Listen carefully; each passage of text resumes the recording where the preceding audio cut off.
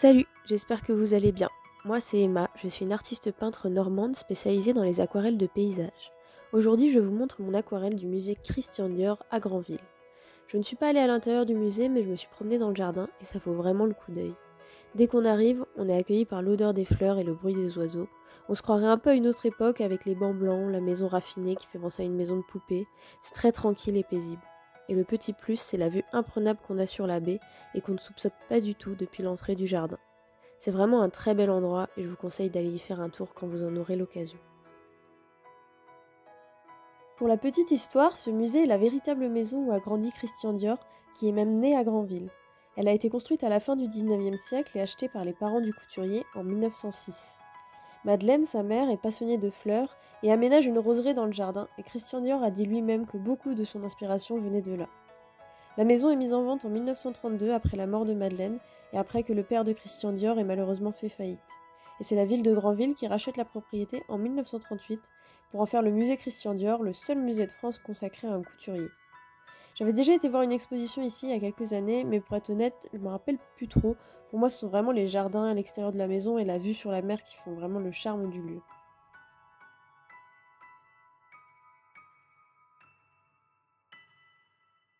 Cette aquarelle change un peu des dernières que j'ai faites où il n'y a que de la nature, du paysage, la mer. Ça m'a fait plaisir de peindre à nouveau un bâtiment et j'avais envie de parler un peu de ça aujourd'hui, de la différence entre peindre la nature et peindre du bâti.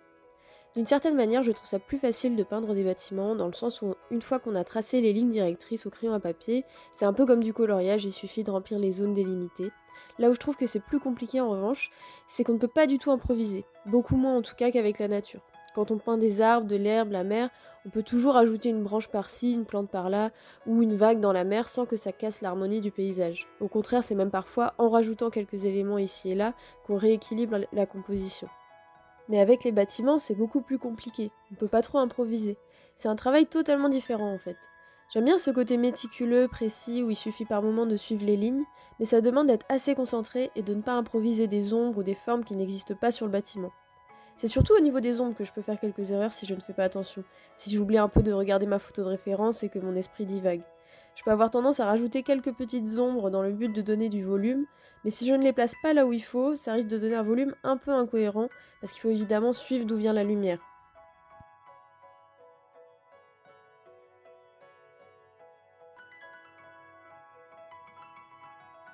C'est pareil pour la couleur, on peut pas vraiment improviser autant qu'avec la nature, parce que le but c'est quand même qu'on reconnaisse bien le bâtiment qui ne change jamais de couleur a priori. Dans la nature, les couleurs évoluent au fil des saisons, de la météo et du moment de la journée, donc tant que c'est cohérent, on peut s'écarter un peu de la photo de référence. En fait, je me rends compte en disant ça que finalement un bâtiment, c'est un peu comme un personnage. Les gens aiment bien le reconnaître et si on s'écarte trop de la réalité, c'est plus vraiment le même bâtiment. Pour les paysages naturels, c'est plus facile, parfois un simple petit élément permet de reconnaître l'endroit, un phare, un clocher, mais globalement ce qui est important dans les paysages, c'est de garder la profondeur, les proportions, on n'est pas vraiment à un brin d'herbe près. Alors que pour le bâti, il faut être très fidèle au modèle pour qu'on le reconnaisse. Enfin, c'est mon opinion, bien sûr.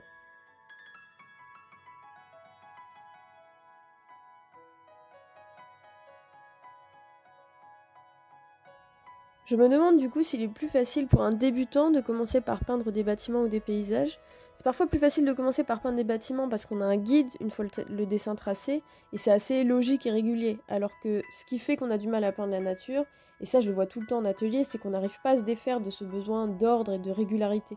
On se retrouve vite avec des arbres ou des nuages très ronds, espacés de la même distance et on sent bien qu'il y a quelque chose qui cloche.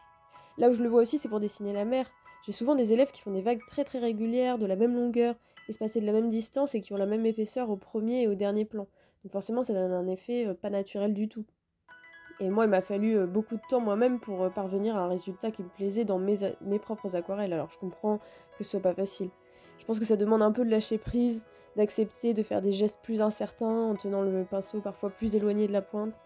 En fait, c'est exactement l'inverse de ce qu'on nous a enseigné à l'école quand on nous apprenait à écrire. Donc forcément, ça demande du travail.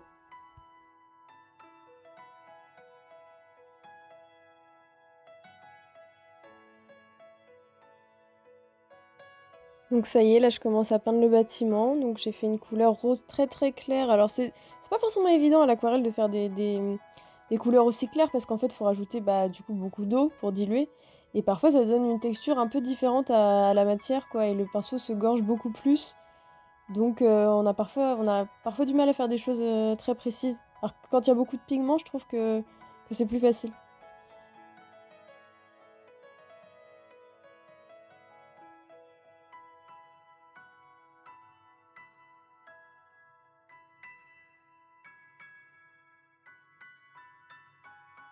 Donc après la première couche de rose, je passe au rouge, aux petits détails des beaux windows, je pense qu'on peut appeler ça comme ça. Et je fais couche après couche, quoi, chaque couleur.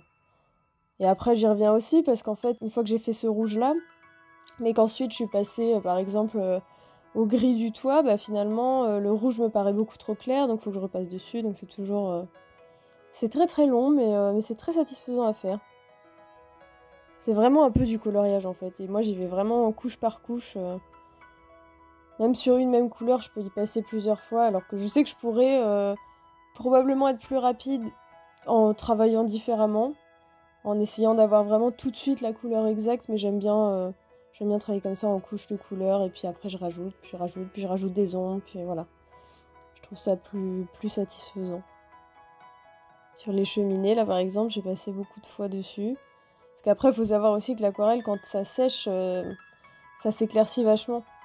Donc parfois, en fait, on n'a pas exactement la couleur. Là, on le voit très bien sur les herbes et tout ça, c'est très très clair par rapport à ce que je pensais avoir peint. Donc parfois, bah forcément, on doit repasser dessus. Mais c'est ça qui est sympa aussi. Après, comme ça permet de rééquilibrer la composition, rajouter des valeurs, de la profondeur dans la composition, tout en ayant un fond harmonieux, quoi.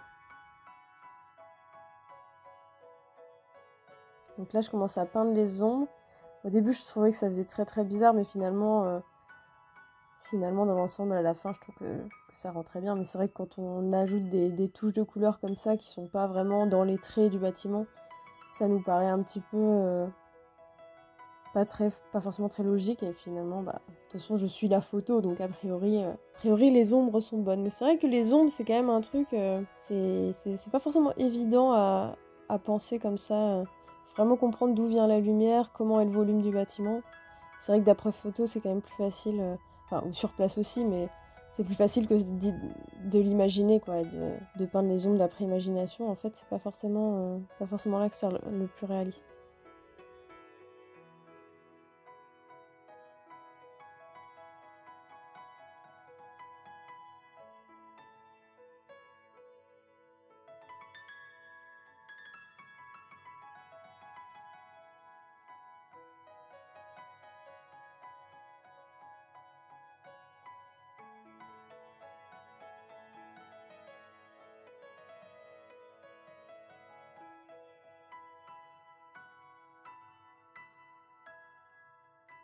Je saurais pas dire si je préfère peindre le bâti ou la nature. Je pense que ça dépend vraiment du moment. Parfois j'ai envie de peindre quelque chose de très précis qui prend souvent plus de temps. Et parfois j'ai envie de peindre avec plus de lâcher prise, en regardant un peu moins ma photo de référence, tout ça. Donc dites-moi vous ce que vous préférez peindre et pourquoi aussi. Je serais vraiment très curieuse de savoir.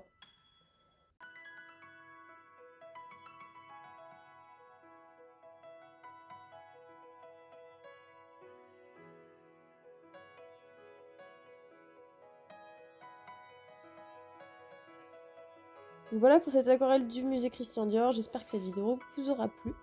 Et je vous dis à très bientôt pour la prochaine.